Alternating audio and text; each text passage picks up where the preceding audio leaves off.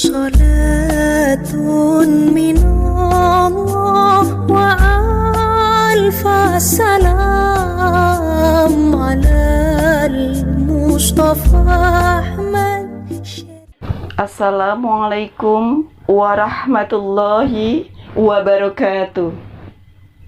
Wahai seluruh siswa-siswi SMP yang berbahagia, yang dirahmati oleh Allah, anak-anakku semua yang soleh dan solehah. Pada kesempatan kali ini, kita belajar mata pelajaran Pendidikan Agama Islam dan Budi Pekerti. Kelas 8 semester 1. Dalam tema meyakini kitab-kitab Allah dan mencintai Al-Quran. Pada pertemuan pertama, tahun pelajaran 2020-2021, bersama saya, Solihatun MAG, guru SMP Negeri 1 Kota Tangerang. Menu pembelajaran pada pembelajaran kali ini ada 3, yaitu pembukaan. Menu yang kedua yaitu kegiatan inti, yaitu penutup. Terdiri dari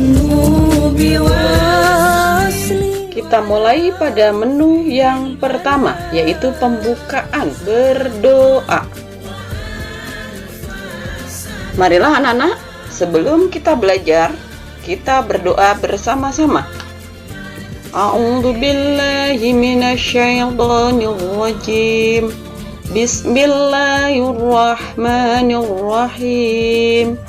Raditu billahi rabba wa bil islami dina wa bi muhammadin nabiyyan wa rasula. Rabbi zidni ilma warzuqni fahma.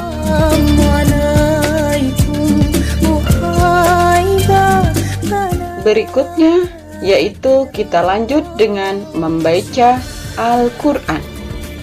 Marilah anak-anak, kita membaca Al-Quran surat Al-Baqarah ayat 1 sampai 5. A'udzu billahi minasyaitonir rajim. Bismillahirrahmanirrahim. Alif lam mim. Dzalikal kitabu la raiba fihi hudal lil muttaqin. Kompetensi dasar.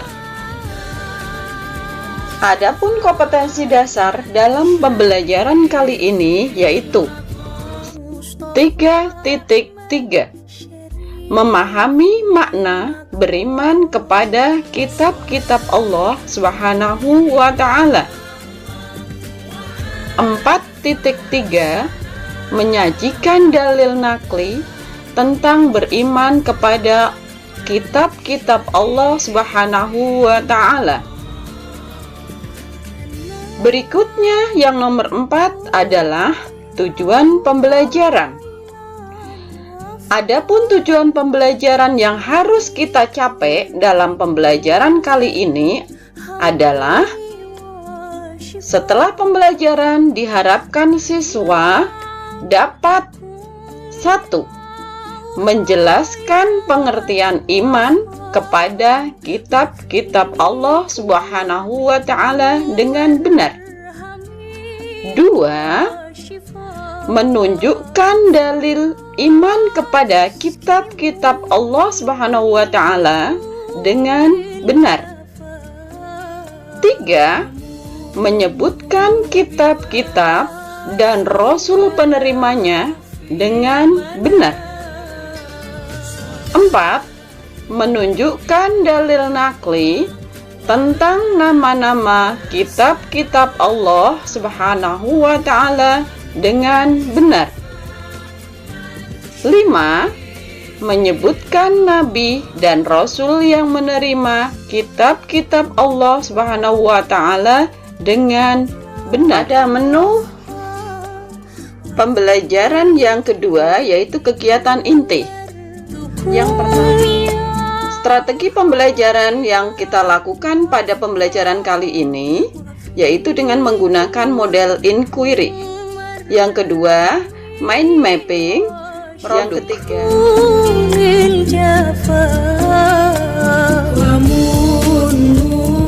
aktivitas siswa yang harus siswa lakukan adalah yang pertama,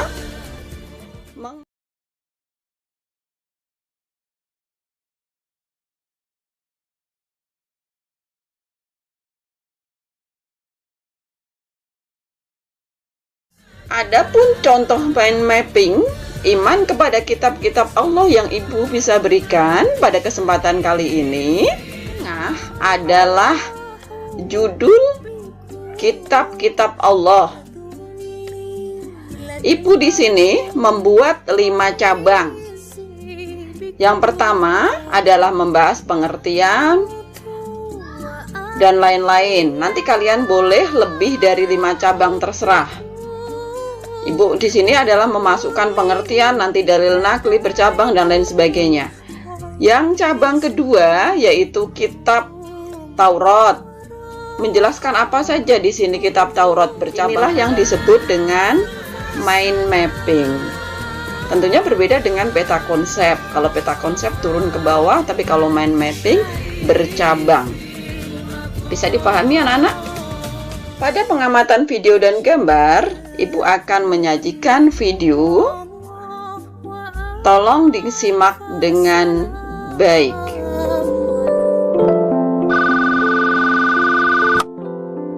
Assalamualaikum. Waalaikumsalam. Dodo ya? Iya, Syamil, ada apa? Do, di lapangan bermain ada perpustakaan keliling. Kita ke sana yuk, Do. Oh iya, bukunya bagus-bagus tidak? Katakan Nadia yang sudah ke sana, koleksi bukunya banyak dan bagus-bagus. Mau tidak? Wah, asik dong. Boleh deh, tapi Dodo izin dulu ya ke ibu. Oke deh, nanti aku tunggu di lapangan ya, Do. Kitab-kitab Allah yang diturunkan ke bumi. Do!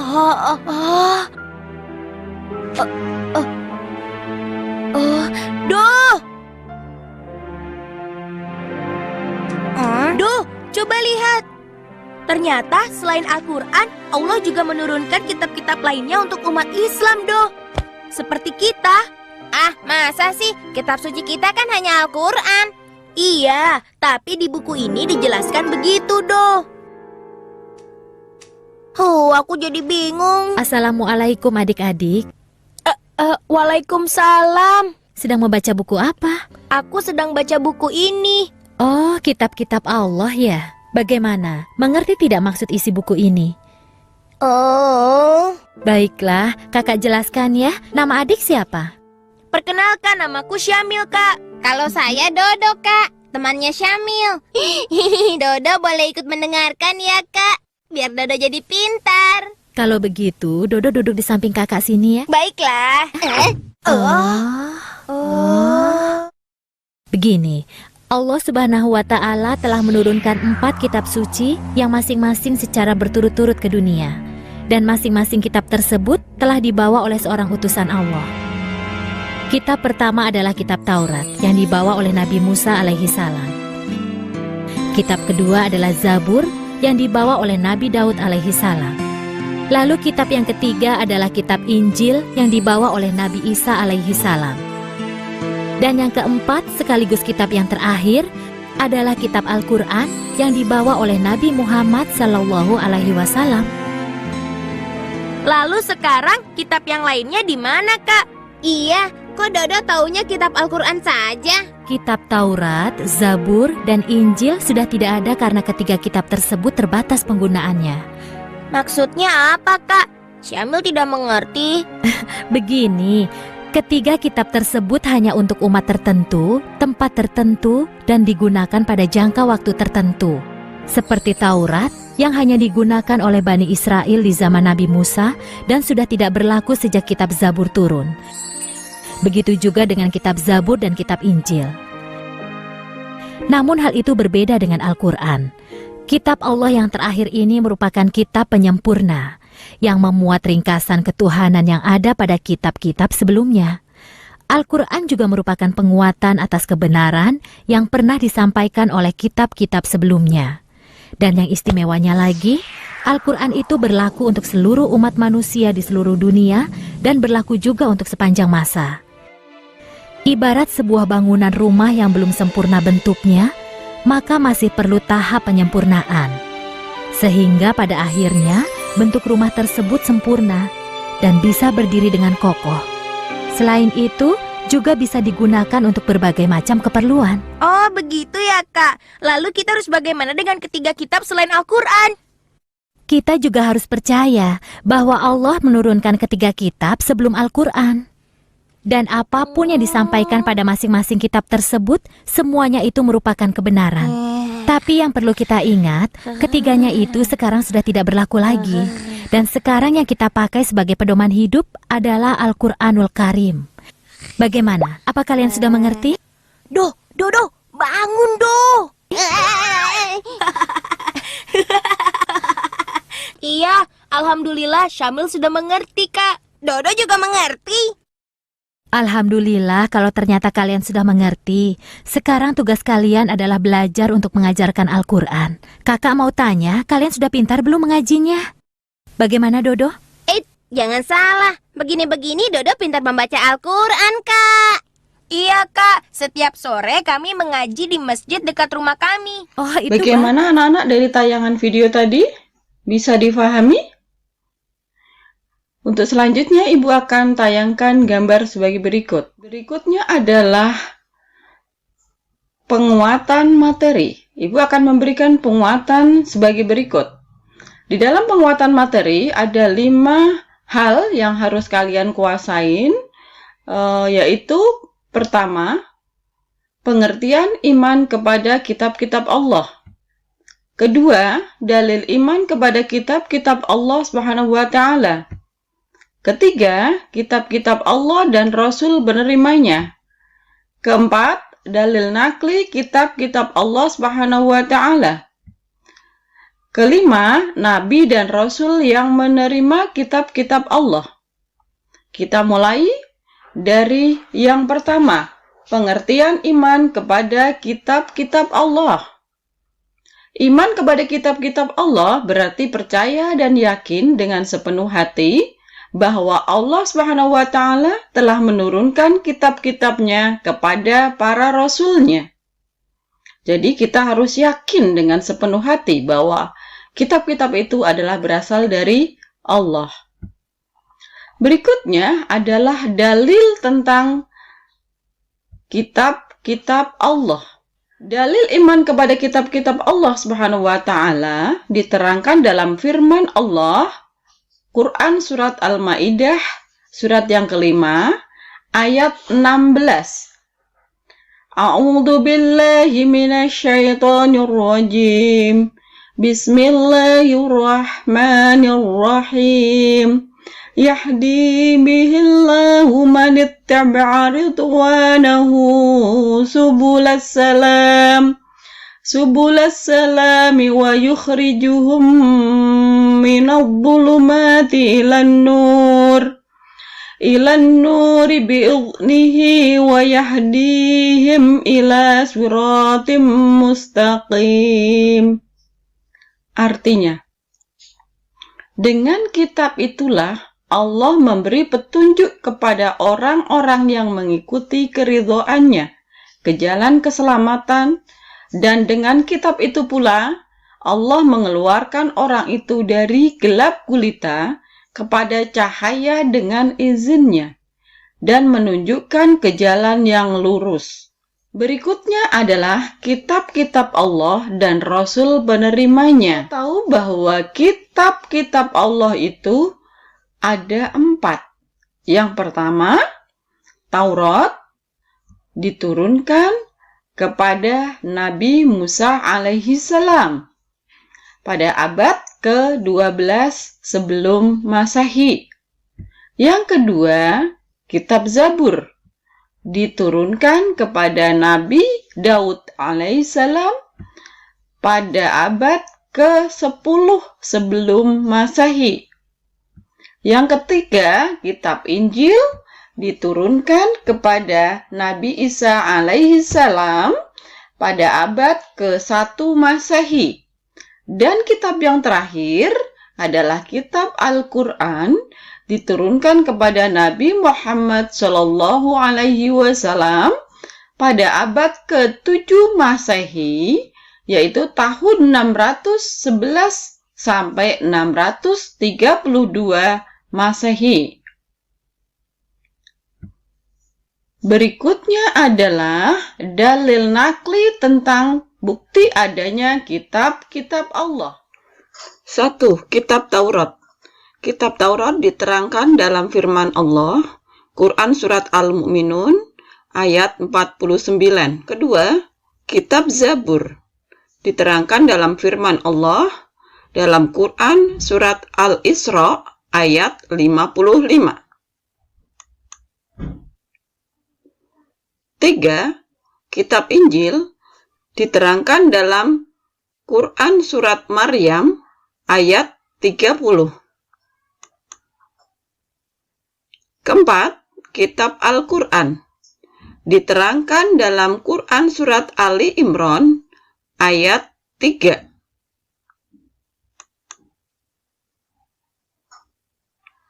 Berikutnya yang nomor 5 adalah Nabi dan Rasul yang menerima kitab-kitab Allah. 1. Nabi Musa menerima kitab Taurat dengan 10 pokok ajarannya.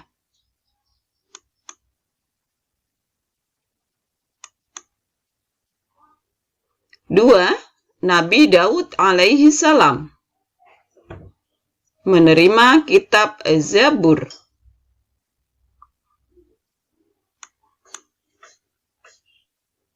3. Nabi Isa alaihi salam menerima kitab Injil.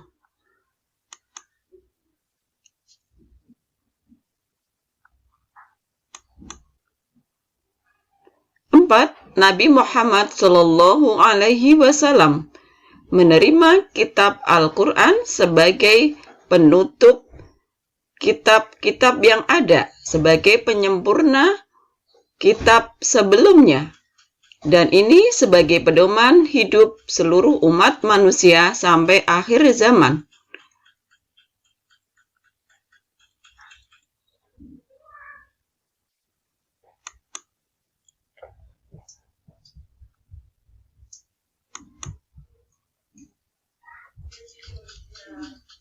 Menu yang ketiga yaitu penutup.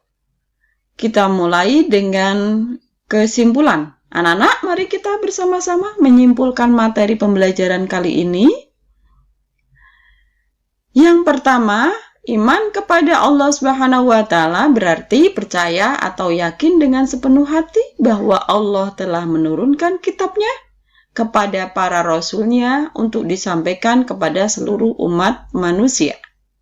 Kitab itu berupa pedoman bagi manusia agar dapat meraih kebahagiaan di dunia dan akhirat. 2. Beriman kepada kitab-kitab Allah yang telah diturunkan kepada para rasulnya, hukumnya wajib. Ketiga, jika ditinjau dari segi masa turunnya, kitab yang diturunkan oleh Allah di dunia itu ada 4, yaitu Taurat, Zabur, Injil, dan Al-Quran. 4. Kitab Taurat diturunkan kepada Nabi Musa, Zabur diturunkan kepada Nabi Daud, Kitab Injil diturunkan kepada Nabi Isa untuk kaum Nasrani. Kitab Al-Quran merupakan kitab yang diturunkan Allah kepada Nabi Muhammad untuk seluruh umat manusia sampai akhir zaman. Kelima, sikap mulia dari beriman kepada kitab-kitab Allah adalah toleransi dan menghargai pemeluk agama lain. Berikutnya adalah refleksi. Nah, setelah kalian mengikuti pembelajaran materi ini, sekarang kalian tentu menjadi semakin tahu, bukan? bahwa Allah menurunkan wahyu dan kitab-kitab itu dengan maksud agar hambanya menjadi terarah. Anak-anak, apakah pembelajaran kali ini dapat difahami dan diterima dengan baik dan menyenangkan? Ibu berharap begitu. Kegiatan penilaian. Untuk kegiatan penilaian, kali selesai kalian jawab dan jawabannya difoto dan dikirim ke Bapak Ibu guru kalian masing-masing. Kerjakan soal-soal berikut ini dengan benar.